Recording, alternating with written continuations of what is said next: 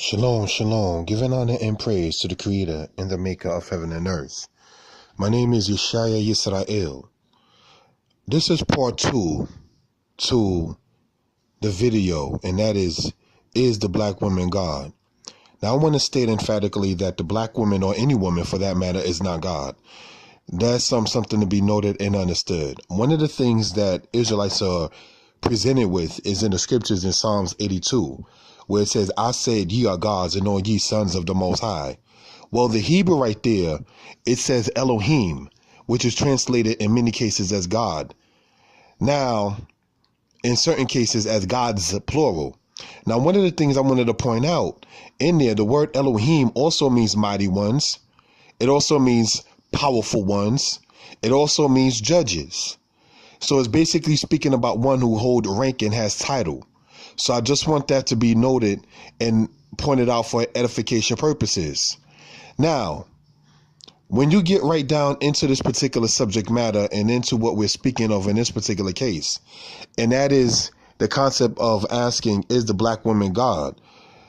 Women generally look to men for a sense of security, whereas men look to women for a sense of warmth. So I just want that to be pointed out. So I've asked before, but I'm going to present it in other aspects as well. If the woman is God, then what then is the position and the role and the responsibility that the man has? Essentially, he doesn't have a role and a responsibility. See, you have to understand what happened essentially to a certain extent is that the man was removed outside of the homes back in the 70s and into the 80s. So now when we see in this generation, like that was born in the late 70s and into the early 80s, that's now in their late 30s and into their early 40s, that just came to the so-called understanding of saying, wow, the black woman is God.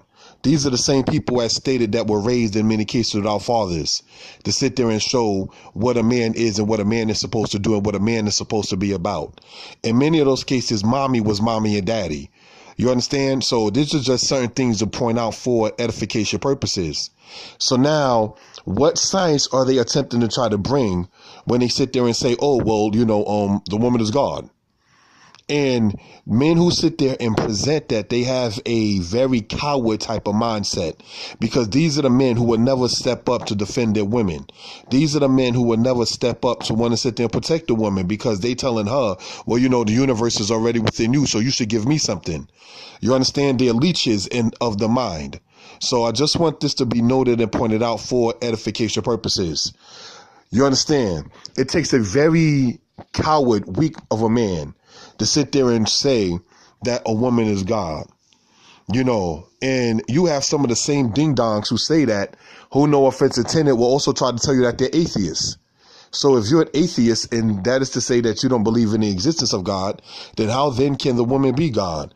It's simple. It's a game. It's a ploy to get sex from the sisters without having to be accountable and responsible. Because after all, well, she's God, so what's the point of me having to look out for her? And so that's just something I wanted to just hopefully get across to the people, and so forth and so on. Women is not God.